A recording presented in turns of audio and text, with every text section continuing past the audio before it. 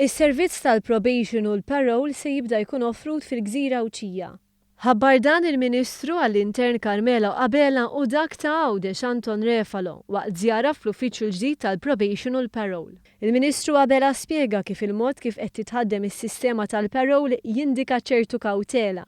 Fil-fatt mit-92 applikazzjoni fl-2013 kien hemm 4 persuni biss li jingħataw il-liċenzja tal-parole. Fl-2014 ingħataw 20 liċenzja minn 100 applikazzjoni u waħda. Din is-sena s'issa kien hemm 51 applikazzjoni u ingħataw 12 il-liċenzja. Mis-sena 2013 10 persuni temmew b'suċċess il-perjodu ta' parole tagħhom.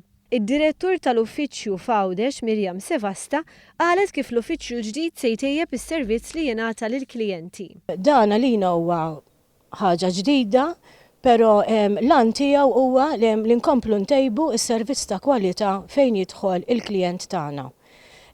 Permezz ta' dan l-uffiċċju aħna se nkunu nistgħu nagħtu servizz aktar pożittiv li jmexxi lill-persuna aktar lejn reintegrazzjoni u riabilitazzjoni aktar pożittiva fil-komunità. Il-Ministru Qabela spjega kif id-Dipartiment qed jieħu ħsieb aktar minn 1000 każ ta' sanzjonijiet fil-komunità. Fid-dawl li din ir-rata prevista li tkompli tiżdied, l-uffiċċju ta' Għawdex se jkun għodda importanti. Żied jgħid li l-prijorità f'dan il-qasam huwa il-bilanċ bejn il-ħarsien tas-sigurtà tal-pubbliku u r-riabilitazzjoni ta' min ikun wettaq ir-rejat. Il-Ministru għal Għawdex Anton Refalo semma kif bil-mod il-Gżira Awċija qed tibda toffri servizzi li qabel kienu offruti f'Malta biss.